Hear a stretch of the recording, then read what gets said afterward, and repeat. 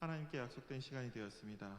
다 같이 각자의 자리에서 살아계신 하나님께 예배로 나아가시겠습니다.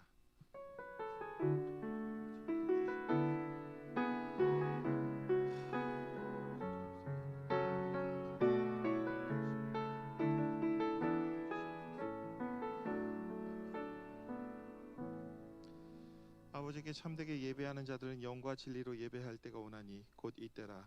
아버지께서는 자기에게 이렇게 예배하는 자들을 찾으시느니라. 하나님은 영이시니 예배하는 자가 영과 진리로 예배할지니라. 예배 받으시기에 합당하신 하나님께 사도신경으로 우리 신앙을 고백하겠습니다. 나는 전능하신 아버지 하나님 천지의 창조주를 믿습니다. 나는 그의 유일하신 아들 우리 주 예수 그리스도를 믿습니다. 그는 성령으로 잉태되어 동정녀 마리아에게서 나시고 본디오 빌라도에게 고난을 받아 십자가에 못 박혀 죽으시고 장사된 지 사흘 만에 죽은 자 가운데서 다시 살아나셨으며 하늘에 오르시어 전능하신 아버지 하나님 우편에 앉아 계시다가 거기로부터 살아있는 자와 죽은 자를 심판하러 오십니다. 나는 성령을 믿으며 거룩한 공교회와 성도의 교제와 죄를 용서받는 것과 몸의 부활과 영생을 믿습니다. 아멘.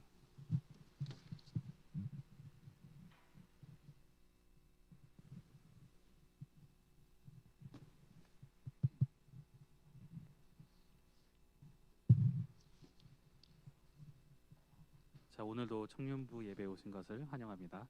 날씨가 하루 사이에 점점 바뀌고 또 분명히 저번 주에는 엄청 추웠는데 또 이번 주는 좋은 날씨가 되고, 자, 계절이 변하고 날씨가 변하는 와중에도 우리는 끊임없이 주님을 찬양하고 주님을 예배하는 청년부가 되길 바랍니다. 자, 찬양하도록 하겠습니다.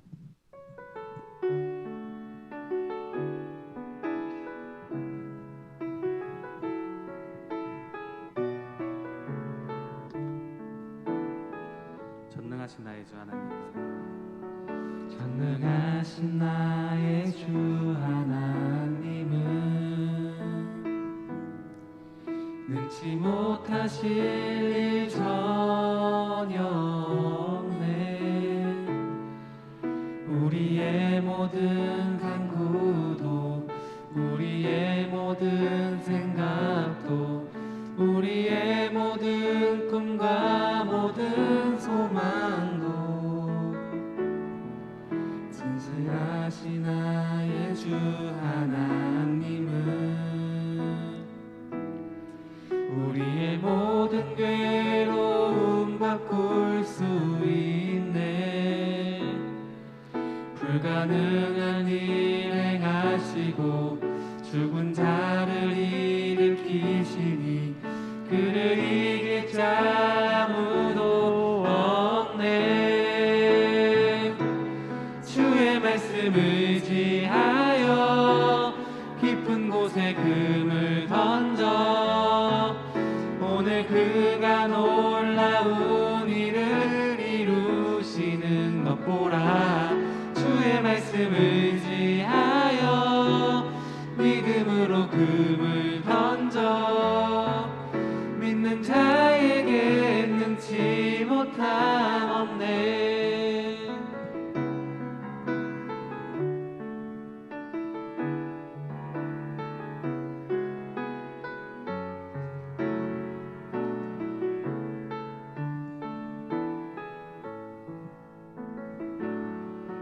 전능하신 나의 주 하나님은 능치 못하실 일 전혀 없네. 우리의 모든 간구도 우리의 모든 생각도 우리의 모든 꿈과 모든 소망도 신실하신 나의 주 하나님은 우리의 모든 괴로움 바꿀 수 있네.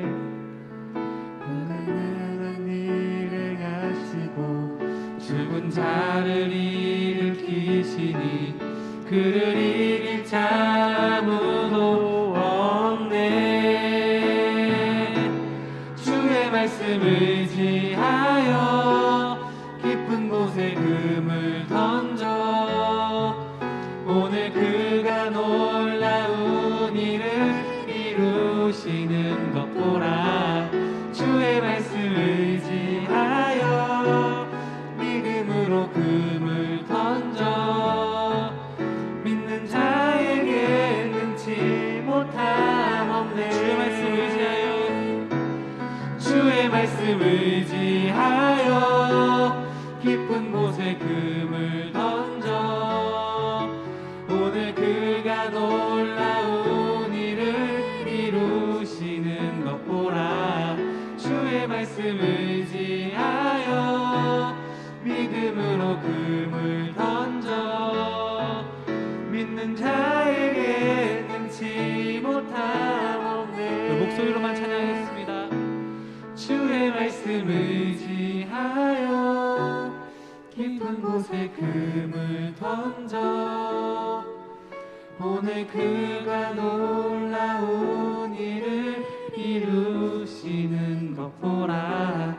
주의 말씀 의지하여 믿음으로 금을 던져 믿는 자에게 능치 못함 없네.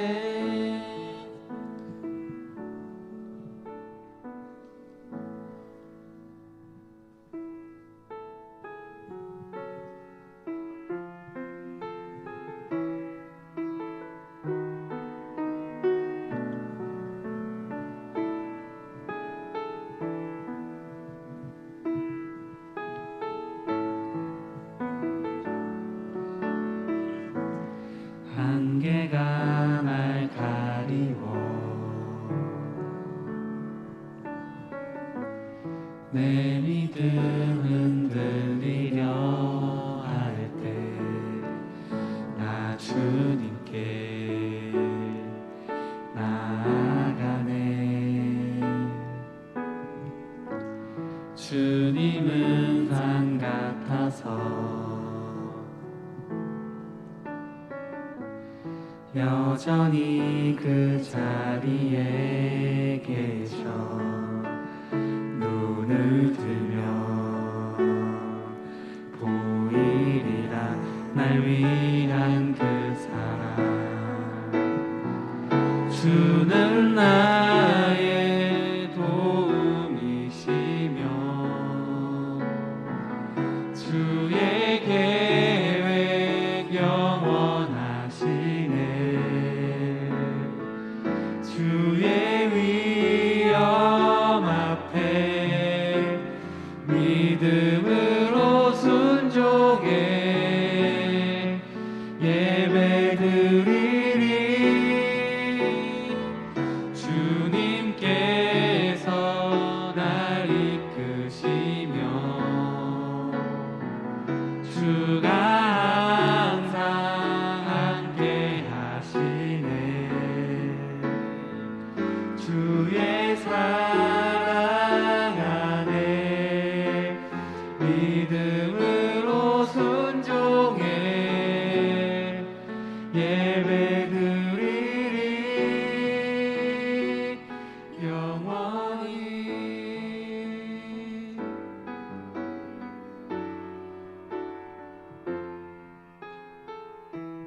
한 번 더 찬양할 땐 찬양의 가사를 좀 더 생각하면서 온전한 고백이 될 수 있게 찬양 부르도록 하겠습니다.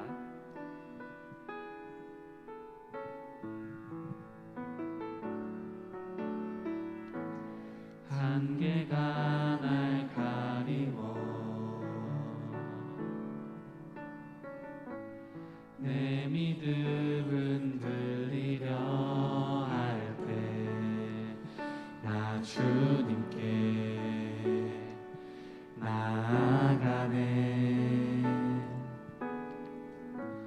주님은 산 같아서 여전히 그 자리에 계셔. 눈을 들면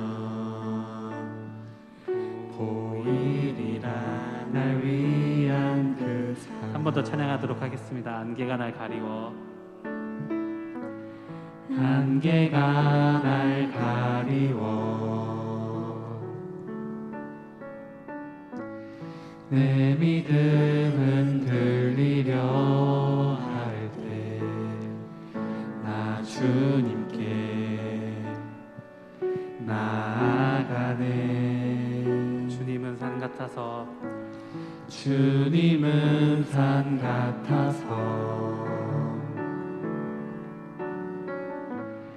여전히 그 자리에 계셔 눈을 뜨면 보이리라 날 위한 그 사랑 주는 나의 도움이시며 주의 계획 영원하시네 주의 위엄 앞에 믿음으로 순종해 예배드리리 주님께서 날 이끄시며 주가 항상 함께 하시네 주의 사랑 안에 믿음으로 순종해 예배드리리 주는 나의 도움이시며 주는 나의 도움이시며 주의 계획 영원하시네 주의 위엄 앞에 믿음으로 순종해 예배드리리 주님께서 날 이끄시며 주가 항상 함께 하시네 주의 사랑 안에 믿음으로 순종해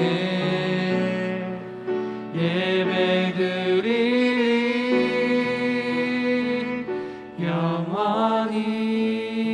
영원히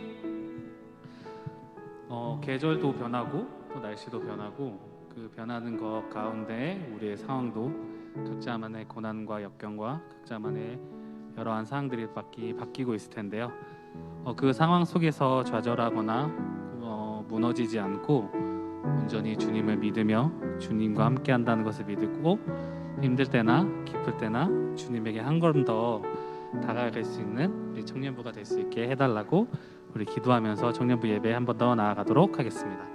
하나님 아버지 감사합니다. 주님 앞에 나와 이렇게 찬양과 또 예배를 허락하여 주심을 한 번 더 감사드립니다. 주님 계절이 변하고 날씨도 변하고 이 상황도 변하고 있는 이 가운데에서 주님 저희가 중간에서 어떻게 해야 될지 모르고 있는 이 상황들이 있다면 주님 저희가 온전히 중심을 주님에게 잡고 주님에게 한번 더 나아갈 수 있게 하여 주시옵소서. 주님은 삼가셔서 주님은 항상 저희 앞에 계시고 저희 안에 계시다는 것을 믿고 주님을 찾아다닐 때도 너무 많습니다. 주님 거기에도 움직이지 않고 계신 주님을 우리가 마음이 변하여 우리가 찾지 못하여 주님을 찾고 있는 저희들을 보신다면 저희의 연약함을 주님께서 인정하여 주시고 어루만져 주셔서 주님에게 영광을 나아갈 수 있게 하여 주시고 어디 가지 않는 주님을 우리가 한 번 더 다시 바라볼 수 있게 하여 주시고 등을 돌려 주님에게 나아가는 저희가 될 수 있도록 나가여 주시옵소서.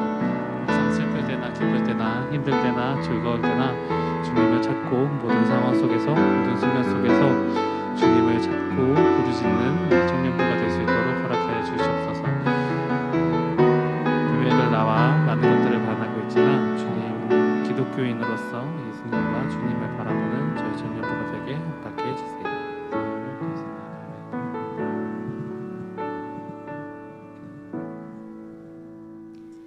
사랑의 하나님, 저희를 예배에 예배의 자리로 불러주시고 기도와 찬양으로 나아가게 하시니 감사합니다. 한자리에 함께 모여 예배드리지는 못하지만 각자의 자리에서 주님께 예배로 나아갈 때에 우리의 예배를 기쁘게 받아주세요. 방역을 위해 노력하시는 이재갑 집사님을 비롯한 많은 의료진 분들과도 함께하여 주셔서 하루빨리 함께 모여 한자리에서 예배드릴 수 있도록 인도해 주세요. 말씀 전하시는 목사님과도 함께하여 주셔서 은혜 받는 시간 되게 하여 주시고 일주일을 살아가는 동안 오늘 들은 말씀을 기억하며 찬양의 가사를 기억하며 주님 말씀 아래서 살아가는 청년부가 되게 해주세요. 감사합니다. 이 모든 말씀 예수님의 이름으로 기도드렸습니다. 아멘.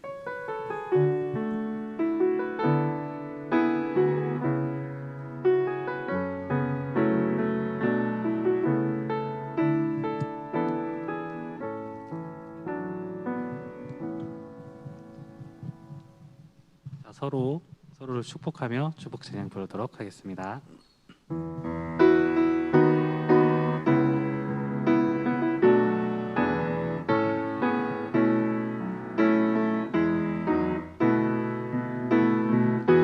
하나님의 사랑이 당신의 삶 가운데 가득하기를 축복합니다. 하나님의 은혜가 우리 가운데 가득하길 기도합니다.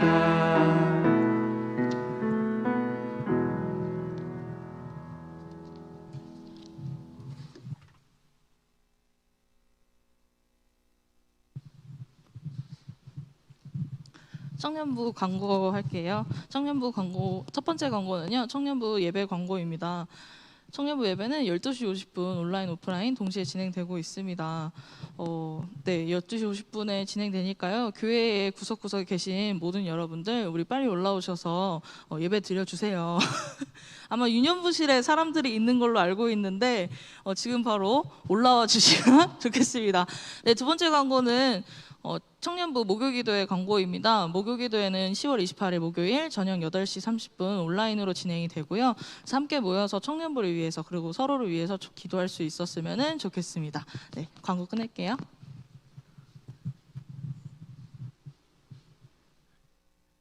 네, 같이 말씀 보겠습니다.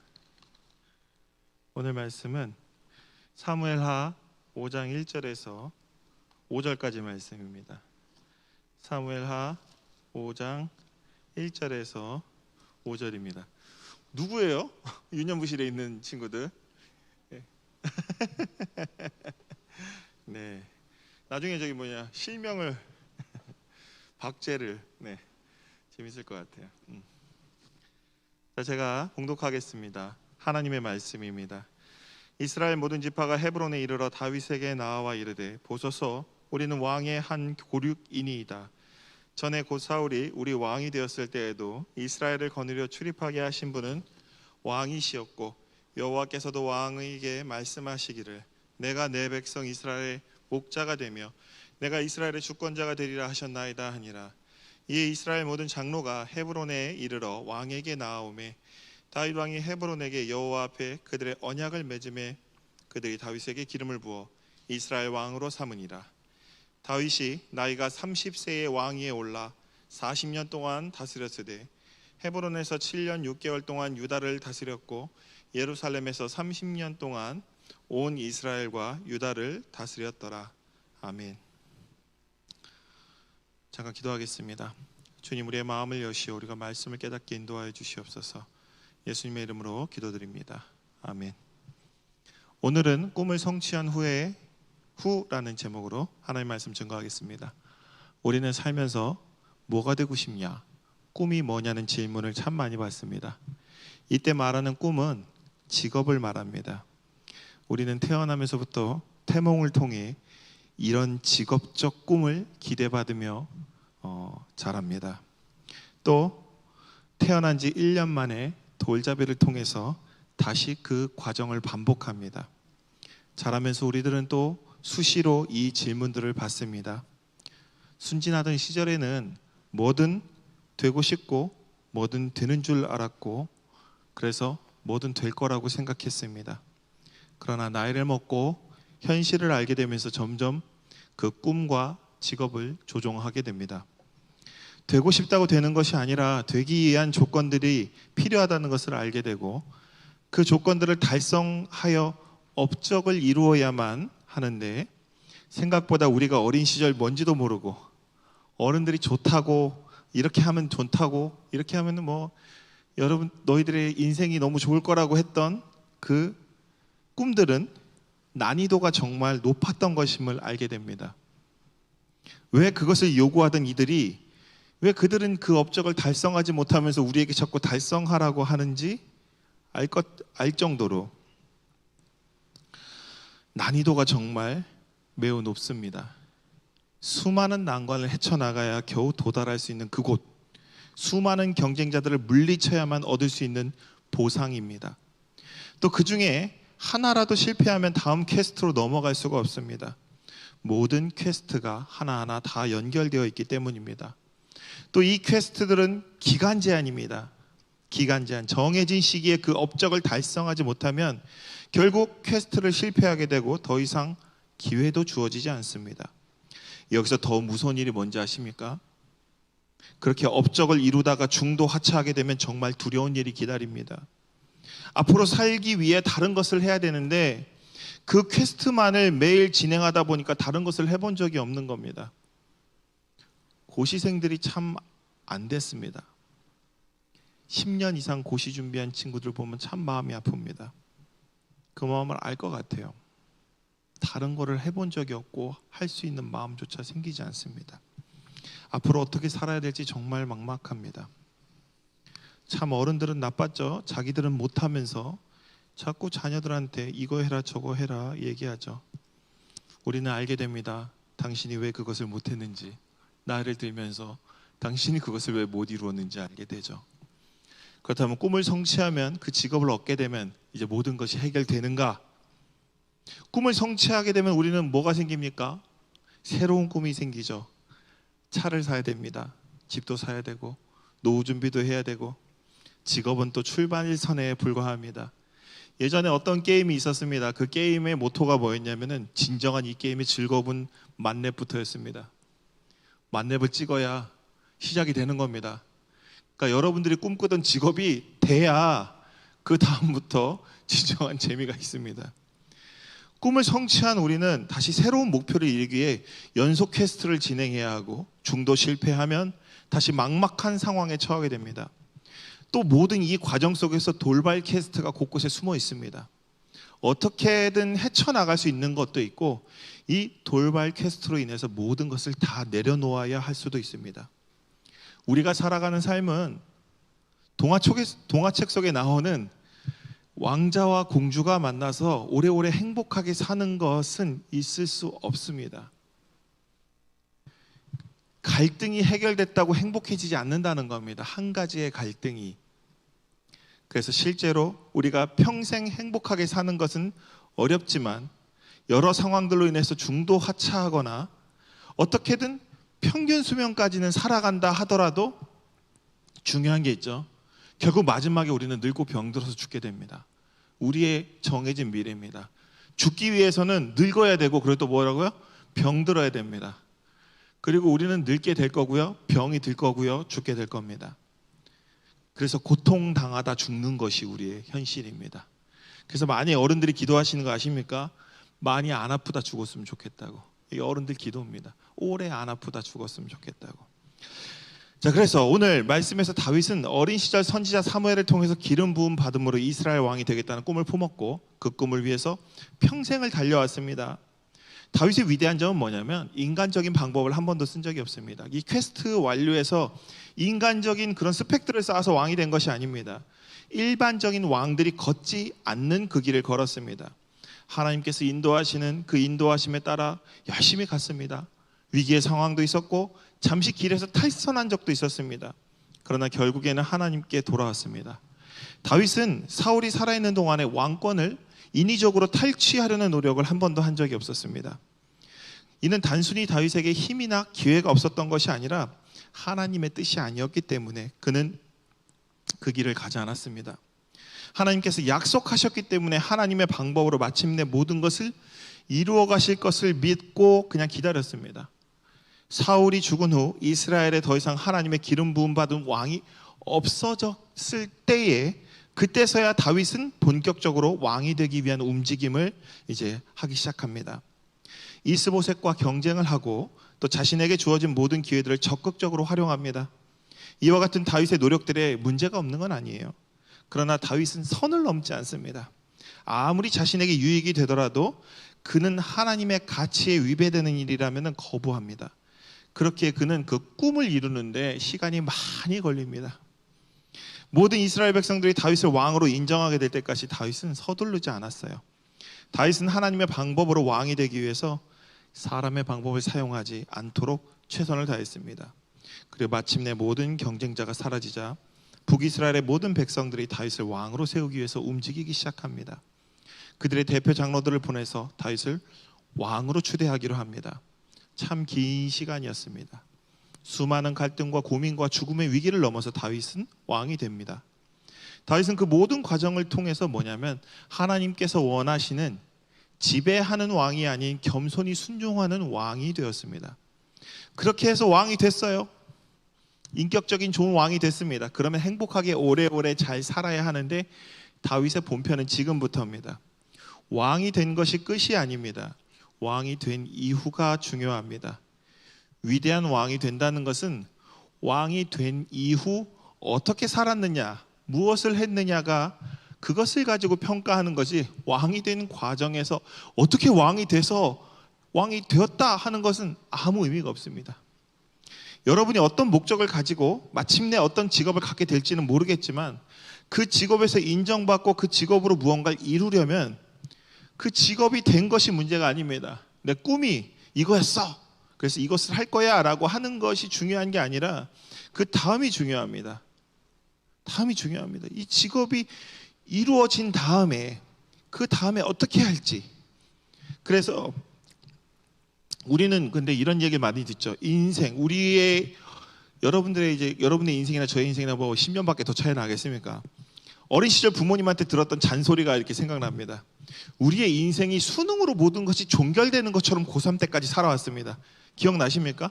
저는 이런 말을 어렸을 때부터 들었어요. 어머니가 맨날 뭐랬냐면 야, 앞으로 몇 년만 고생하면 평생을 편하게 산다. 근데 어머니는 참 그런 생각을 했던 것 같아요. 무슨 장원급제 같은 느낌이었나 봐요. 근데 중요한 게 있습니다. 장원급제 하면은 그 사람이 평생을 편하게 삽니까?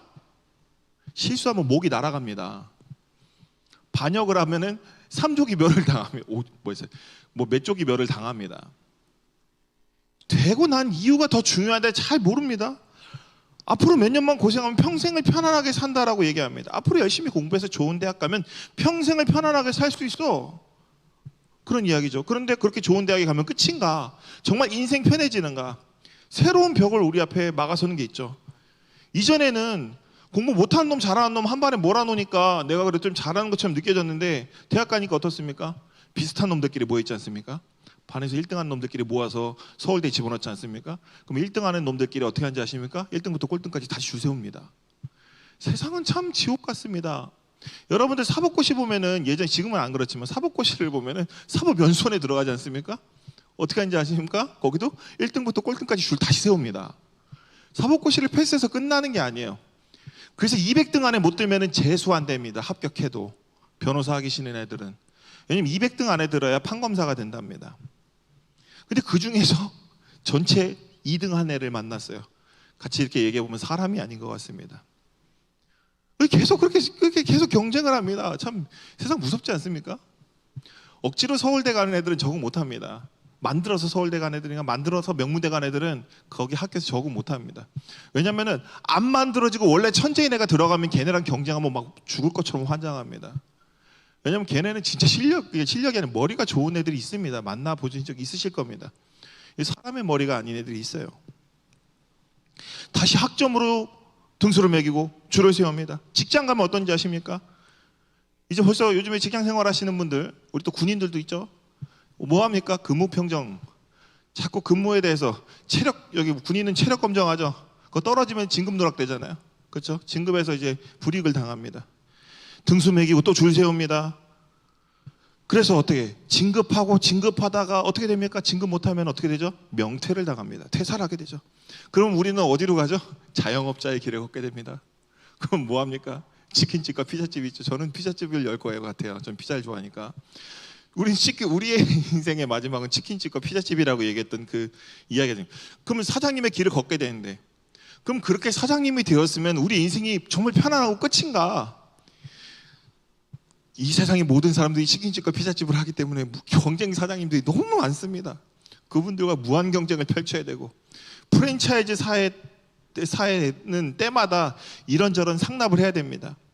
말도 안 되는 메뉴를 만들어서 밀어넣기도 합니다. 이번에 진짜 내가 그 교촌치킨, 그 보라색, 먹지 마십시오.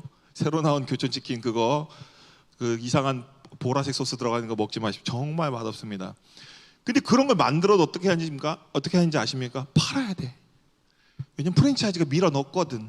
팔아야 돼. 그러면서 그렇게 막 시키는 대로 해야 돼요. 말도 안 되는 메뉴를 막 만들어다가 말도 안 되는 이상한 무슨 메론가루 뿌려 먹는 치킨을 만들어줘도 팔아야 됩니다. 안 팔면은 프랜차이즈에서 따돌림 당해요. 또 뭐가 있습니까? 배달앱에서 고객은 왕님들과 격한 댓글 투쟁을 벌여야 되죠. 그 투쟁에서 진 사장님들은 어떻습니까? 빚더미에 앉아서 정말 길바닥에 앉아야 됩니다. 요즘에 그래서 능력 있는데 자영업을 안 가시는 분들 중에 일찍 퇴사한 분들은 불안한 자영업보다 좀 더 안정적인 외노자의 길을 걷습니다. 외노자. 일본의 인력이 많이 부족합니다. 특히 프로그래머 인력들이 부족한데 우리는 40대면 다 은퇴하지 않습니까? 40대 은퇴한 컴퓨터 업종에서 일하던 프로그래머들을 일본에서 사갑니다. 제 친구도 지금 일본에 있긴 한데, 그래서 이제 젊은 사람들이 없는 좀 그런 나라에 가서 외노자가 됩니다. 외노자. 여러분들이 이렇게 외노자 뭔지 아시죠? 그래. 외국인 노동자가 되게 됩니다. 그러면 여러분들 외노자예요, 외노자. 우리는 왜 자꾸 제가 이런 절망적인 이야기 참 일어나는가? 오늘 우리 자신이 그 꿈을 정해놓고 가면, 어떤 길을 정해놓고 가면 이렇게 됩니다. 모든 책임이 내가 져야 됩니다. 그 책임에 대한 결과도 내가 다 감당해야 됩니다. 한마디로 우리는 구원이 없습니다. 끝없는 이 메비우스 띠를 무한히 달리고 있는 내 인생의 주인이 되면은 나는 그렇게 돼버립니다. 오늘 다윗이 자기 인생의 주인이 아닌 하나님께 내어드렸습니다. 꿈의 성취도 내가 이루는 것이 아니라 그냥 하나님께 줘버렸습니다. 하나님을 신뢰하고 하나님께서 약속하셨으니 반드시 이룰 것이라고 믿으면서 자신의 삶의 주인의 자리에서 내려오고 하나님을 내 삶의 주인으로 모셨습니다. 근데 중요한 게 늘 그랬던 건 또 아니에요. 그냥 날마다 내 방법을 내려놓으려고 노력했으며 마지막에는 결국 하나님 말씀에 순종했습니다. 이 과정을 통해 다윗은 하나님 방법으로 살아가는 훈련을 받았고, 그렇게 연단받은 다윗은 하나님의 방법으로 하나님께서 주신 그 꿈을 이루게 되었습니다. 이스라엘 왕이 된 거죠. 다윗은 충분히 힘으로 이스라엘을 굴복시켜 더 빨리 왕이 될 수 있었는데 그런 선택을 하지 않았습니다. 그런 선택을 했으면 책임은 누가 져요? 내가 져야 됩니다. 하나님의 때를 기다렸습니다. 하나님의 순리에 따라 되는 방법을 기다렸어요. 늦습니다. 그런데 어떻게든 됐어요. 마침내 이스라엘 백성들의 대표들이 다윗에게 와서 우리의 왕이 되어 주십시오라고 청했고, 다윗은 그렇게 꿈꿨던 왕이 됐습니다. 이제 다윗은 출발선에 섰습니다. 오늘 꿈을 성취한 후에라는 제목으로 말씀을 전하고 있는데, 여기서 꿈을 성취한 후에란 우리가 꿈꾸던 어떤 직업을 갖게 된 후 정도로 보면 좋을 것 같습니다. 꿈이 너무 거창하게 느껴진다면 그냥 여러분들이 어떤 직업을 갖고 안정되었을 때 정도로 생각하시면 좋을 것 같습니다. 다윗은 왕이 된 이후 바로 시작한 일은 하나님께서 그동안 사울에게 명령하셨지만 지지부진하게 잘 이행되지 못했던 일들을 했습니다. 이스라엘 영토 안에 있는 이방 민족들을 몰아냈고 블레셋으로부터 이스라엘을 구원한 일을 했습니다. 이스라엘의 평화와 안정을 가져온 일이었습니다. 다윗은 하나님의 뜻에 따라 그 일들을 하나하나 해나갑니다. 왕이 된 것이 끝이 아니라 이제 본격적으로 왕으로 하나님께서 주신 그 명령을 이행하는 자로 사명을 하나하나 성취해 나갑니다. 여러분들 이게 중요합니다. 여러분이 원하는 어떤 직업이 되었을 때 거기가 끝이 아니라 이제부터 거기서부터 제대로 된 방향을 찾아내는 겁니다. 막연하게 왕이 되어야겠다고 생각했던 다윗은 세상 방식으로 왕이 되는 길을 가려고 어린 시절에는 그랬습니다. 그런데 오히려 그런 다윗을 사울이 질투해서 다윗은 이때 많은 어려움을 당했고 블레셋으로 1차 망명을 시도했었는데 블레셋 망명조차도 실패했습니다. 다시 고향으로 돌아와 그 다윗이 간 곳이 어디냐면 아둘람 굴이었습니다. 굴 속에 들어가 있었어요. 굴 속에서 숨어 살았습니다. 그때 자신을 찾아온 그 시대에 소외되고 버림받은 형제들과 자매들을 바라보면서 마음에 꿈을 갖게 된 겁니다. 어떤 꿈을 가졌냐면 그냥 왕이 되는 것이 아니라 이 시대에 내가 어떤 왕이 되어야 될지에 대해서 생각하기 시작한 겁니다. 그 버림받은 형제와 자매들을 보면서 방향을 정한 겁니다. 나는 어떤 왕이 되어야겠다. 꿈을 이루는 게 목적이 되면 목적을 달성한 이후에 방향을 잃게 됩니다. 그에 앞서서 왜 목적을 달성해야 되는지, 왜 왕이 되어야 되는지, 그것이 더 중요합니다. 그 꿈을 이루려는 이유와 동기, 하나님께서 나에게 주신 사명이 무엇인지가 정말 중요합니다. 그 직종이, 우리는 어렸을 때 그러죠. 어렸을 때 부모님들이 이거 해라 저거 해라 막 이거 얘기할 때 그 꼬맹이들한테 되도 안 되는 거 막 하라고 할 때 뭐를 기준으로 우리한테 해라는지 기억나십니까? 다 돈을 기준이지 않습니까? 대우가 좋고 사회적으로 인정받기 때문에 그 꿈을 품은 게 아니라 이 아이의 재능이 뭔지도 몰랐는데 그냥 그 부모가 그게 원해서 그냥 그렇게 하라고 한 것뿐입니다. 그 직업을 갖게 됐을 때, 그런데 이게 제일 무서운 게 뭐냐면 그렇게 했는데 그 부모의 그 방향성도 없이 부모가 시키는 대로 했을 때, 그렇게 했을 때 목적을 상실하고 표류하는 삶을 살게 될 가능성이, 똑똑한 애들은 됩니다. 이게 무섭게도 돼요. 엄마가 이거 해라고 하면 해내는 애들이 있습니다. 정말 무서운 친구들이 있습니다. 전에 얘기했었던 것 같은데 강남에서 은엑스마 아파트에서 실제 있었던 일입니다. 한 아이가 수능에서 고득점을 받고 원하는 대학의 학과에 들어간 다음에 가족들하고 저녁 식사하고 다음날 아파트에서 뛰어내렸습니다. 뭐라 했는지 아십니까? 엄마, 내가 엄마의 소원을 다 이루어줬으니 이제 그만 엄마랑 헤어질게, 안녕하고 다음날 아파트에서 뛰어내렸어요. 방향을 잃고 목적이 없고, 내 목적이 뭐인지 아십니까? 그 아이의 목적이 뭐였겠습니까? 엄마의 소원을 이루어준 게 그 아이의 목적이었습니다. 소원을 이루고 나니까 방향을 잃고 난 뭘 해야 될지 모르니까 상실감에 그냥 자기 생명을 끊은 겁니다. 실제 있었던 일입니다. 우리가 참 중요한 게 있습니다. 본질을 왜곡하고 자신의 욕망을 추구하는 것으로 방향을 잃으면, 그 아이는 순수했습니다. 그러니까 생명을 끊었기라도 했지만 우리가 본질을 왜곡해버리고 자신의 욕망에 추구하는 것으로 그 직업을 이용하게 돼버리는 수가 있습니다.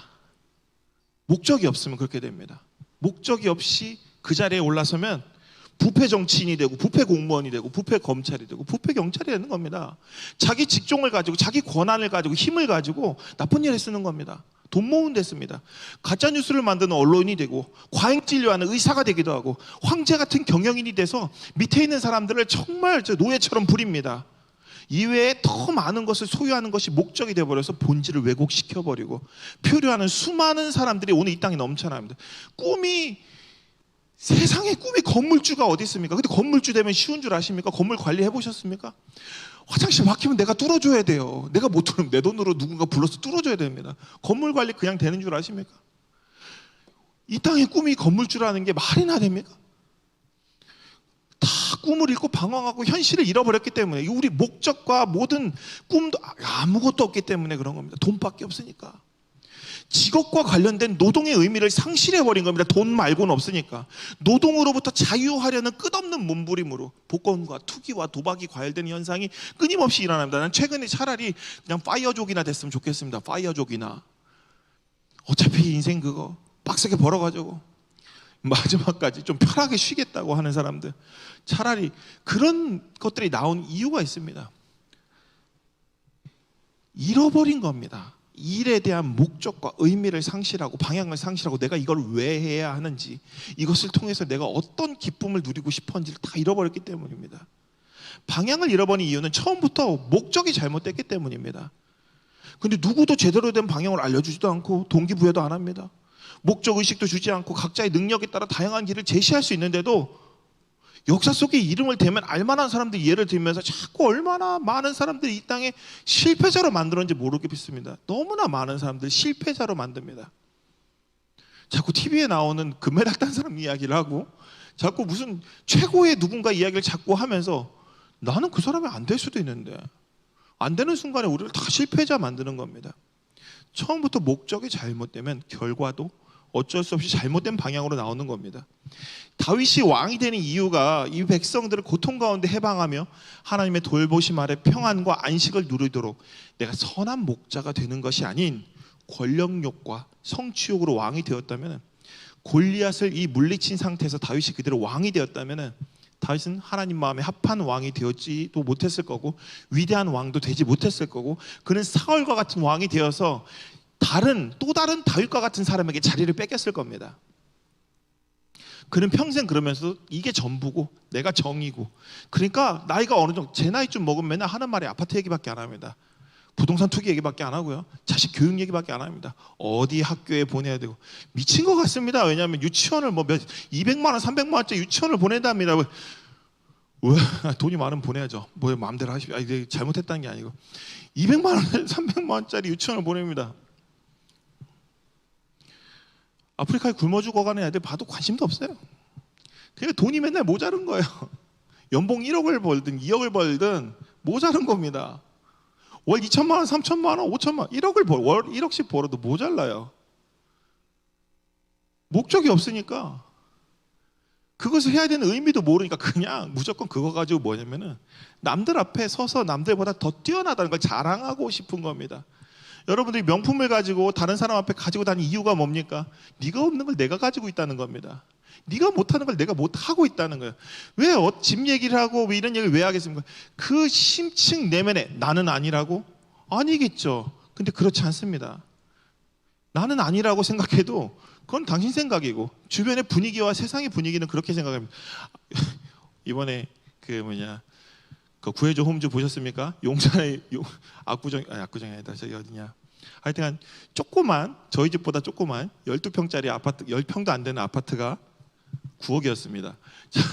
근데 동네가 훌륭한 동네니까 뭐 9억 하겠지. 평당 1억인가 보지. 이랬으면 이런 말도 안 되는 세상 속에서 그럼 그걸 사면 어떻게 될까요? 올라 또. 그게 인생의 목표가 되는 겁니다. 오르는 게. 그게 목표가 되는 거야. 다윗이 목적을 잃지 않고 표류하지 않을 수 있었던 것은 뭐냐면 본질을 이해하고 있었습니다. 본질을 명확하게 이해하고 있었습니다. 그것을 통해서 하나님께서 내가 무엇을 하길 바라는지 알고 있었기 때문입니다. 그 중요한 게 있습니다. 그 일이 나에게 기쁨이 되었기 때문입니다. 그것이 그에게 참 구원이었습니다. 요즘에 갯마을 차차차 너무 은혜 받았는데, 하여튼 개인적인 일은 넘어서 공진마을의 3대 미스테리 중에 로또 당첨자가 누군지 밝혀졌죠. 다 미리 또 스포해줘야지. 최순경이 로또 당첨자였죠. 이 최순경이 너무 멋있었습니다. 경찰이 되고 싶은 마음과 부자가 되고 싶은 마음, 그 전자가 더 크다는 결론을 내리고 이 마음을 달래려고 그 돈을 어떻게 했습니까? 거기 나옵니다. 돈을 다 기부해버립니다. 이 돈 때문에 내가 공부 못할까 봐. 내가 원래 목적은 경찰이었는데 이 돈 때문에 내 꿈도 버리고 다 버리고 인생의 목적을 잃어버릴까 봐. 그리고 그러니까 경찰이 되려 했던 것이 안정적인 직업으로 공무원 되려 했던 것이 아니라 진짜 민중의 지팡이가 돼서 사랑하는 사람들의 안전과 평화를 지켜주고 싶어서 되었다는 것입니다. 드라마 곳곳에서 최순경의 모습을 보게 되면 어떻습니까? 비번인 날에도 취약 지역을 순찰합니다. 왜 하겠습니까? 사랑하는 사람의 안전을 지키기 위해서입니다. 명확한 방향성을 가지고 있지 않으면 우리는 표류합니다. 의미도 없고 상실하게 되고 그 모든 목적이 돈에 있으니까 자꾸 잘못된 길로 갑니다. 또한 이런 사람들이 표류하지 않게 됐을 때 중요한 것은 자신뿐만 아니라 함께하는 이들의 행복도 함께 지키게 되고 더 많은 사람들을 행복하게 만듭니다. 우리가 제일 중요한 게 있습니다. 남들에게 휩쓸리지 마십시오. 제가 우리 규진이 군대 갈 때 꼭 했던 말이 있는데 차 사지 말라고. 이 멍청이들이 20살에 군대 가면은 요거 월급 좀 들어오면은 무조건 차부터 삽니다. 이 정신 나간 것들이. 차 샀어? 안 샀잖아. 면허증도 없다며. 면허증 땄어? 차 샀어? 차 샀어? 이따 나랑 개인 면담에 차 사면 당장 팔라고. 꼭 남자놈들이 쓸데없이 모여서 하는 말이 맨날 차 사는 얘기만 하고 자빠져 있습니다. 사람들이 휩쓸려서 사람들이 추구하는 바가 진리라고 생각하면 우리들은 표류하게 됩니다. 우리 애들 엄마가 많이 힘들어하는 것 중에 하나가 이제 더 이상 친구들이 자꾸 없어져요. 왜 친구들이 없어지냐면 얘기가 안 통하니까. 아까 얘기했죠. 몇백만 원짜리 사립 유치원에 보내야 되는데 그거 가지고 기도해달라 그럽니다. 유치원에 빈자리가 나게 해달라고 기도해달라고. 우리 애들은 다 집에서 그냥 유튜브 보면서 놀고 있습니다. 다 유튜브 보고 놀고. 무슨 유치원이야, 학원이야, 아무데도 못 가. 아무데도 못 가. 완전 취약 지역은 우리 집이야. 근데 우리 아이들한테도 굳이 이렇게 공부 같은 거는 이게 막 이렇게 강요하거나 시키잖아요. 그냥 우리 집에서는 제일 중요한 게 뭐냐면 매일 아침 큐티와 우리 아이들은 게임하고 놀기 전에 하루에 성경을 한 장을 꼭 읽어야 됩니다. 그 외에는 아무것도 안 시켜, 진짜로. 근데 애들이, 나쁜 애들은 안 돼. 좋은 유치원 다녀서 나쁜 애가 된다는 얘기는 아닙니다. 절대 그런 게 아니고. 대화가 안 되는 거예요, 대화가. 몇백만 원짜리 유치원을 보내면서 그 아이가 안 돼서, 우리 아이가 안 될까 봐 너무 걱정이래. 그런 이야기를 듣고 있으면 뭔가 이거 뭐라고 얘기를 해줘야 되나? 누구는 또 집을 샀다고 하고, 누구는 해외여행을 갔다 그러고, 그러면서 뭐라 그런지 아십니까? 연락이 오면은 어렵답니다. 최근에도 그 얘기를 하는 거예요. 국가에서 지원 나오는 돈을 못 받았답니다. 그래서 내가, 야, 둘이 합쳐서 그러면 6천만 원 넘어간다는 거 아니야? 그거 못 받아서 힘들대? 내가 그랬죠. 그랬더니 자기 이름으로 쓸 수 없는 부동산이 있어서 제외 대상이 됐다고 합니다. 어떡하니? 불쌍하다. 야, 누가 누굴 불쌍하게 여기냐? 나는 내 이름으로 쓸 수 없는 부동산이라도 있으면 마음이라도 든든하겠다. 대화가 안 되는 겁니다. 더 이상 옛날처럼 순수하게 하나님께서 너의 문제를 해결해 주실 거야. 근데 그 문제가 뭐냐면은 아파트 사는 문제인데 하나님이 해결해 줄 것 같습니까?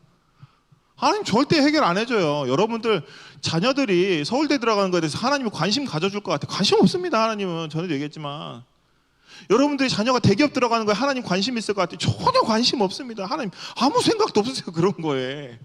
오늘 네가 구원받았느냐 말고는 상관없는데 그런 걸 가지고 이제 기도해 달라고 합니다. 구원을 놓고 세상에서 표류하게 되면, 하나님을 떠나게 되면은 이거 말고는 관심 없습니다. 왜 그거밖에 관심이 없겠습니까? 모이면 그 이야기만 하니까. 그래서 그걸 더 가지고 있는 게 세상적으로 성공했다라고 착각하게 만듭니다.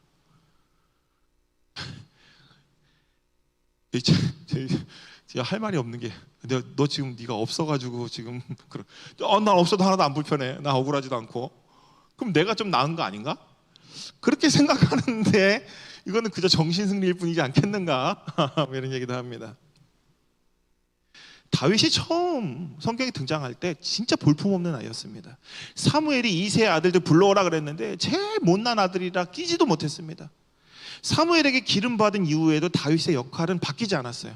사무엘이 기름 부어서 왕이 됐으니까 집에서 얘를 특별하게 과외를 하고 스펙을 아닙니다. 바로 그 자리에서 양치러 다시 갔습니다. 오히려 형들한테 무시당했습니다. 골리앗과의 전쟁이 나왔을 때 다윗이 큰형이, 야, 너 여기 놀러 왔냐? 그래서 막 혼냈습니다. 그런 다윗이 왕이 된 겁니다. 일반적인 사람들은 성공하기 위해서 가야 된다고 했던 길을 다윗은 한 번도 간 적이 없습니다. 그는 그저 자신의 자리에서 열심히 양을 돌보는 사람이었고, 양들을 위해서 음악을 연주했고, 양들을 지키기 위해서 맹수들과 싸웠습니다. 근데 일반적인 목동이 다 이랬어요. 다 목동들이 다 이랬습니다. 정말 열심히 하는 목동들이 그랬습니다. 그저 이런저런 재능을 가진 양을 잘 치는 목동이었습니다. 그런 그에게 누가 왕이나 될 것이라고 단 한 명도 기대하지 않았습니다. 다들 잊고 살았습니다. 다윗만 그걸 마음에 품고 있었어요. 하나님이 날 불러주시면. 요셉도 마찬가지입니다. 자신의 꿈에 대해서 형들한테 무시당했습니다. 절대 그 꿈이 이루어질 것이라고 생각한 사람은 한 명도 없는 절망적인 상황에 내몰려 있었지만 그것은 사람의 관점이었습니다. 하나님의 관점에서 40년간 광야에서 양을 치던 80세 노인이 뭘 할 수 있겠습니까? 근데 그 80세 노인이 모세입니다. 모세를 데려다가 이집트의 노예로 머물고 있던 그 이스라엘 백성들을 끌어내는데, 그때 남자들이 이스라엘 노예가 몇 명 있었는지 아십니까? 남자만 60만이 있었는데 그 60만보다 뛰어난 사람이 저 광야에서 양치던 80세 노인이었습니다. 우리는 나이를 먹어가며 만나는 사람들의 이야기를 주의해야 됩니다. 절대 여러분들 친구들 중에 정말 가려 사귀십시오. 모여가지고 맨날 한다는 얘기가 남자 스펙이 어떠냐, 남자가 어느 대학 나왔냐, 남자가 연봉이 얼마, 이딴 이야기 하는 애랑은 절대 그냥 이렇게 웃으면서 대해주지만 좀 가까이 하지 마십시오. 고면하는 겁니다. 뭐 하고 싶으면 하셔도 되는데 아무런 인생에 도움이 되질 않습니다. 걔네들은 이미 목적을 잃은 애들입니다. 스펙과 자신의 그 돈과 그리고 앞으로 어딜 살고 어딜 여행을 갔고 뭐가 어떻고 명품이 어떻고 그게 인생의 전부인 사람하고는 조금 이렇게 거리를 두셔야 됩니다. 왜냐하면 나도 모르는 사이에 거기에 이렇게 막 같이 동조하게 됩니다. 그들은 방향을 잃고 표류하는 이들인데 걔네들처럼 돼버립니다. 목적을 상실하고 주객이 전도된 자들의 이야기에 현혹되면 안 됩니다. 정치가가 된 이유가 부패하기 위해서 정치가가 돼버리는 겁니다. 의사가 된 이유가 돈을 벌기 위해서 의사가 된 겁니다. 그러니까 환자들이 죽어나가도 파업을 해야 되겠다는 겁니다. 자기네 이익을 위해서. 남들 다 하는 거 좀 하자 그랬더니 억압한답니다. 도대체 의사가 뭐 하는 자리입니까? 사람의 생명을 살리는 자리입니다. 좋은 분들 너무 많습니다. 근데 그거를 어른들이 잘못 가르쳤어요. 공부 잘하면 의사 하라 그랬더니 공부 잘하면 의사 하라 그랬어요. 그게 아니고 사람의 생명을 내 생명과 같이 소중히 생각하는 사람한테 의사를 하라 그랬어야 되는데 이상하게 됐습니다. 의사가 돈 많은 버는 직업이 돼버렸어요. 진정한 꿈인 목적과 방향성을 잃어버린 자들은 세상의 것에 집착합니다. 그 정치가가 뭐 하는 겁니까? 세상을 평화롭게 하는 것입니다. 근데 이상하게 됐습니다. 기자들은 뭡니까? 진실을 밝히는 사람들입니다. 거짓을 양산하는 사람들이 아니고 자꾸 잃어버린 겁니다. 그러니까 뭐냐면 세상을 집착합니다. 하나님 앞에 온전하기보다 사람들 앞에서 높아지려고 합니다. 모여서 하는 이야기의 전부는 내가 타인들보다 위에 서 있음을 확인하는 말뿐입니다. 우리 아이가 이번에 어느 유치원에 들어갔는데 이 무슨 말입니까? 니네 아이는 못 들어갔지? 이 얘기입니다. 우리는 말에 대해서 잘 알아야 됩니다. 그 말이 무슨 의미를 가지고 있는지. 멍청하게 아주 좋겠다 이러면 바보 되는 겁니다. 근데 이번에 아파트가 당첨이 됐는데 무슨 말입니까? 너 안 됐지? 이 얘기하는 겁니다. 이게 제가 부정적으로 생각하는 것 같습니까? 전혀 그렇지 않습니다. 말에는 그 안에 숨겨져 있는 의미가 있고 그 의미에서 나타나는 그 뉘앙스가 있고 분위기가 있습니다. 그러면 거기서 뭐냐면 못 가지고 있는 사람은 뭐가 됩니까? 도태되게 됩니다. 못 가지고 있는 사람은 다음에 거기 못 들어갑니다. 못하게 된 사람은 그곳에서 함께 어울리지 못합니다. 자신이 가진 것, 자신이 누리는 것, 그것에 대한 이야기 외에는 일절하지 않습니다. 우리 아이가 이번에 몇 등 했는데 우리 아이가 몇 등 했는지 무슨 상관입니까? 인성에 대한 이야기를 좀 했으면 좋겠는데 그것만이 자신의 살아온 증거가 되는 겁니다. 여러분들은 그러지 마십시오. 여러분이 가지고 있는 것이 여러분의 살아온 증거가 되지 않기를 기원합니다. 지금까지 그래도 함께 신앙생활하고 믿음 좋았던 친구들이 변해가는 모습을 정말 수없이 많이 보면서 그냥 어쩌면 세상의 흐름이겠다 싶습니다. 왜냐하면 다윗도 그렇습니다. 다윗도 안정되고 모든 것이 순조롭게 잘 돼가니까 딴 생각을 하고 죄를 짓는 모습을 보면서 어쩌면 이것도 하나의 과정이겠다 생각합니다. 다윗이 위대한 왕인 것은 중요합니다. 이게 여러분들도 그럴 수 있습니다. 근데 중요한 게 있습니다. 죄를 지은 이후에 하나님께 회개하고 돌아왔다는 것입니다. 다윗이 위대한 왕이 될 수 있었던 이유가 바로 이겁니다. 분명 우리는 우리가 원하는 바를 이루든 안 이루든 어느 정도 안정적인 상황이 되면 진정한 길을 잃고 방황하게 됩니다. 본질을 잃고 자신이 가진 직업을 왜곡하게 됩니다. 자신의 삶을 왜곡하게 되고 자신이 전혀 실패한 것도 아님에도 불구하고 남들에 비해서 실패했다는 패배감에 젖어서 자녀들을 왜곡된 방향으로 인도하게 될 수도 있습니다. 분명 괜찮은 것 같은데 안 괜찮은 상황. 어쨌든 가족 문제로 다윗도 참 많은 어려움을 당합니다. 결국 그 모든 상황 가운데 회개하고 마침내 하나님께로 돌아옵니다. 제가 아무리 안정된 다음부터가 중요하다고 말해봐야, 오늘 제가 이렇게 말해봐야 무슨 소용이 있겠나 싶긴 합니다.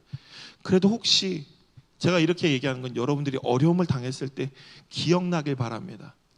하나님께 돌아와 회복되길 간절히 기원합니다.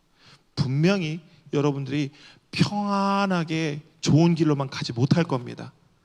그때 벗어나야 됩니다. 안 그러면 정말 그것에 매몰돼서 죽어버립니다.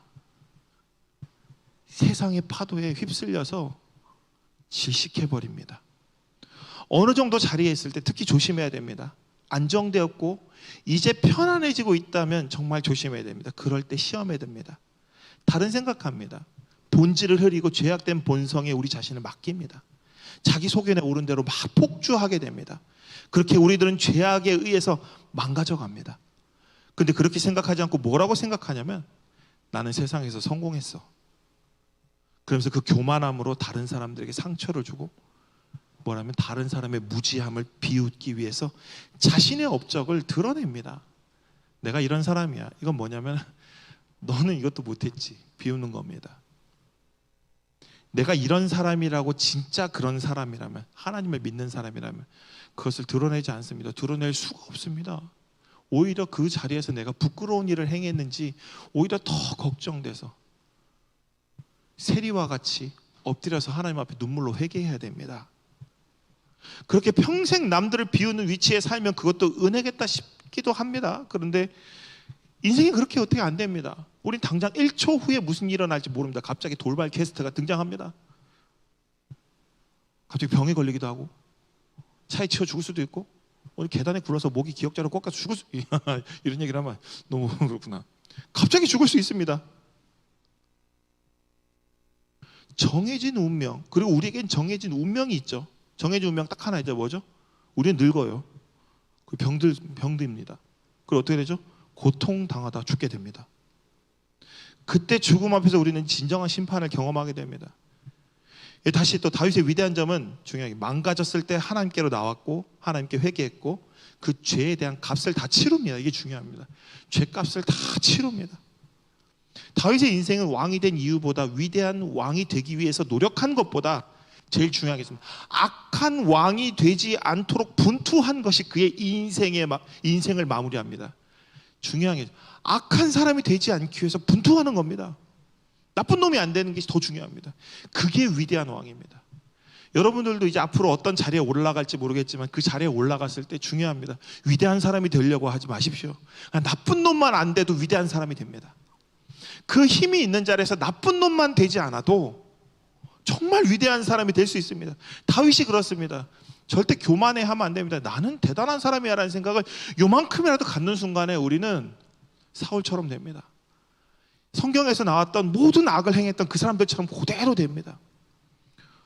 오늘 우리는 그 사실을 잊어서는 안 됩니다. 꿈을 성취한 후에 우리는 더 위대한 업적을 쌓으려 하려는 것보다 여기서 더 나쁜 놈이 되지 않는 것, 그리고 자기 자신에게 주어진 그 사명을 충실하게 해나가는 것, 그리고 자신의 자리를 이용해서 자신의 욕망을 이루려 하지 않는 것이 바로 하나님 앞에 위대한 사람이 되는 겁니다. 그리고 세상에서 그는 위대한 사람이 됩니다. 이는 욕망에 빠지고 싶어하는 죄악된 자기 자신과의 평생에 걸친 처절한 싸움입니다. 하나님은 자신과의 이런 처절한 싸움을 해나가는 일을 오늘도 응원하고 계시고 먼저는 그를 참된 구원으로 인도하실 것입니다. 그들을 통해서 그들뿐 아니라 세상의 소망의 빛을 비추십니다. 다윗을 통해 수많은 이스라엘 백성들이 쉴만한 물가에서 안전과 평화를 누렸던 것처럼, 늘 그랬던 건 아닙니다. 중간에 참 안 좋은 일 많았어요. 그래도 다윗이 위대한 왕인 것은 하나님이 진노했을 때 그 진노를 막아내려고 하나님 앞에 무릎 꿇고 살려달라고 한 적이 정말 많았습니다. 그랬기 때문에 다윗은 위대한 왕입니다. 그들을 통해서 다윗이 있을 때가 가장 평화와 안전이었습니다. 그들을 통해 이 땅이 거룩한 하나님 나라를 하나님께서 이루어 가실 것입니다. 오늘 우리 신흥의 청년들이 나중에 더 시간이 흐르겠죠. 얼마 전에 어저께 저희 형이 결혼식이었는데 결혼식이었는데 갔다 오는 길에 그 생각이 들더라고요. 아, 옛날에 만났던 그 청년들이 올해 다들 30이 넘었겠네. 근데 왜 결혼 소식이 없지? 막 이런 생각을 하면서 오고 있었는데, 네. 다시 만났을 때 다시 만나게 될 겁니다. 언젠가는. 그것도 우리는 여러분들 잘 생각해 주세요. 죽으면 천국 가서 우리 다 만납니다. 지겹게 볼 수도 있습니다. 그때 만나게 된다면 원하시는 바 그 꿈을 여러분들 이루시고 더 대단한 사람이 되려 하기보다 여러분들은 더 나쁜 사람이 되지 않기를 힘쓰기를 기원합니다. 내가 못한 것을 자식에게 강요하지 마시고요. 그냥 이 아이가 뭘 하고 싶은지에 대해서 나중에 이제 결혼한다면 자식을 안 낳을 수도 있으니까 죄송합니다. 안 낳으려고 하시는 분들에게는 죄송한 일이지만 그 외에도 여러분이 사랑하는 친구와 또 옆에 있는 사람들과 여러 사람들한테 어떻게 되기를 그에게 무엇이 됐다고 얘기도 하지 마시고 그들에게 잘못하지 않도록 최선을 다하십시오. 그러면 여러분은 훌륭한 사람입니다. 더 가치 있는 인생을 살기 위해서 힘쓰시고 그러면 훌륭한 사람이고 여러분들이 목표한 그 직업의 직업적 소명을 그대로 지키는 사람이면 다 위대한 사람입니다. 더 위대한 사람이 있을 그게 위대한 사람이에요. 이 세상의 직업 중에 나쁜 직업은 하나도 그 직업 아닌 거 범죄와 관련된 건 직업 아닙니다. 이 세상의 직업 중에 나쁜 직업은 하나도 없습니다. 본질만 지키면 다 위대한 사람입니다. 하나님께서는 여러분들이 힘들 때 분명히 그걸 지켜나갈 때 많이 힘들 겁니다. 어려울 때 여러분들이 유혹에 빠졌을 때 손을 내밀고 계실 겁니다. 그때 잊지 않고 하나님의 손을 잡기를 기원합니다. 그 이전에 충분히 여러분들은 위대한 사람이라는 사실을 잊어서는 안 됩니다. 제일 걱정되는 게 그런 거예요. 뭐 이렇게 오래 준비하는 친구들이 자존감이 많이 떨어지고 힘들어해요. 그리고 또 남들보다 세상에서 인정받지 못하는 직업을 가졌을 때 또 많이 이렇게 위축되고 자존감이 많이 떨어집니다. 그럴 거면 그걸 하지 마세요. 하지 마시고 정말 하고 싶은 걸 하세요. 그리고 더 중요한 게 있죠. 그런 것을 느끼지 않기를 기원합니다. 여러분들은 정말 위대한 분들입니다. 여러분들이 아무것도 아니라고 생각하지 마십시오. 여러분 한 명 한 명은 예수 그리스도의 피값 주고 산 소중한 생명들입니다. 이게 그냥 이렇게 맨날 이렇게 습관처럼 말하니까 은혜도 안 되고 뭐 그냥 그러려니 하고 생각하지 마시고 진짜입니다. 여러분들은 다 위대한 사람입니다. 이미 위대한 사람입니다. 세상에 흔들리지 마십시오. 세상에서 하는 거짓말에 속지 말고 세상에서 하는 그 사람들의 그 방향성도 잃고 아무것도 없는 그곳에서 함께 어울려서 그곳에 들지 못해서 고통당해 하지 마십시오. 거기엔 구원이 없습니다. 예수 그리스도에만 구원이 있습니다. 여러분들이 예수 그리스도의 십자가의 보혈로 구원받은 귀한 생명이며 여러분들은 하나님의 자녀입니다. 이미 위대하신 분들입니다. 여러분들은 소중한 사람이며 하나님이 오늘도 여러분들을 사랑하셔서 여러분의 길을 인도하십니다. 세상의 것에 흔들리지 마십시오. 사람들이 하는 막 모여서 하는 쓸데없는 이야기에 집중하지 마십시오. 더 가치 있고 더 의미 있고 온전히 방향성이 있고 제일 중요합니다. 보람차고 행복한 일을 하십시오. 그곳에 구원이 있습니다. 그곳에 예수 그리스도가 있습니다. 그곳이 십자가라도 행복한 십자가가 될 것입니다. 기도하겠습니다. 하나님 감사합니다. 우리를 하나님의 자녀로 불러주시고 참된 구원으로 인도하여 주심에 감사드립니다. 오늘 우리가 하나님 말씀에 순종하며 이 땅에서 참된 구원을 누리는 참 그리스도인들에게 인도하옵소서. 우리가 세상에서 살다 교만에 빠져 방향을 잃고 방황하며 헛된 것을 추구하는 어리석음에 빠지지 않게 하옵소서. 또 우리가 세상에서 안정을 찾게 되었을 때 자기 소견에 옳은 대로 행동하다 하나님을 떠나 죄악에 빠지지 않게 하여 주시고, 혹 우리가 죄악 가운데 행하다가 세상에서 안정을 잃었을 때 가장 먼저 하나님부터 생각나게 하여 주옵소서. 날마다 하나님의 인도하신 가운데 목적과 방향을 잃지 않게 해주시고 마지막 눈 감는 날까지 늘 하나님의 은총 가운데 평안과 안식과 기쁨을 누리는 우리 신흥의 청년들 다 될 수 있도록 인도하옵소서. 주께서 붙들어 주실 줄 믿사오며 우리 주 예수 그리스도의 이름으로 기도드립니다. 아멘. 다 같이 일어나셔서 파송과 봉헌의 찬양 드리겠습니다.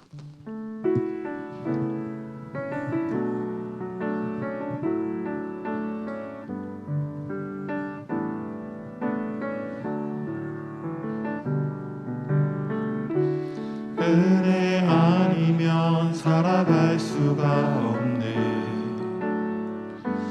호흡마저도 다 주의 것이니 세상 평안과 위로 내게 없어도 예수 오직 예수뿐이네.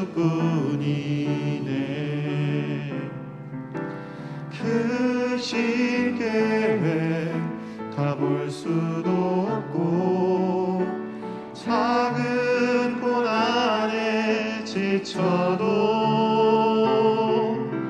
주께 묶인 나의 모든 삶 버티고 견디게 하시네.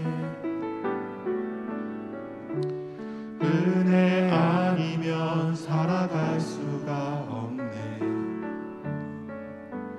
나의 모든 것 다 주께 맡기니 참된 평안과 위로 내게 주신 주 예수 오직 예수뿐이네. 아멘. 기도하겠습니다. 하나님 감사합니다. 주님의 사랑하는 주님의 청년들이 주님 앞에 귀한 예물을 가지고 나왔습니다. 주여 이 예물을 통해 주의 땅에 하나님 나라가 굳건해지며 많은 사람들이 오늘 방향을 잃지 않고 오직 예수 그리스도께서 주신 그 진정한 삶의 방향을 붙들고 오늘도 삶에서 행복과 구원과 기쁨과 은혜를 누리는 이 땅의 모든 사람들, 또 우리 청년들, 또한 이 땅에 주여 아직 주님을 모르는 사람들도 주께로 돌아와 주님에게서 주시는 그 은총을 맛볼 수 있도록 주여 인도하여 주시옵소서. 우리 청년들의 삶을 주님께서 주관하여 주시고 그들이 어디 가나 무엇을 하나 늘 삶 속에서 주님과 동행함으로 그들의 삶이 늘 형통하고 많은 사람들을 주께로 인도하며 본인의 삶의 행복도 늘 넘쳐 자신만이 행복한 것이 아니라 많은 사람들을 그 행복으로 초청하는 우리 귀한 청년들 다 되어져 갈 수 있도록 인도하여 주시옵소서. 이제는 우리 주 예수 그리스도의 은혜와 아버지 하나님의 크신 사랑과 성령의 감화 감동 역사 충만하심이 이 땅에 온전히 주님의 뜻에 따라 주님께서 주신 귀한 사명의 기쁨을 마음에 품고 살고자 주님 앞에 다짐한 우리 청년들 머리 위에 이제로부터 영원토록 함께 하시기를 간절히 축원하옵나이다. 아멘.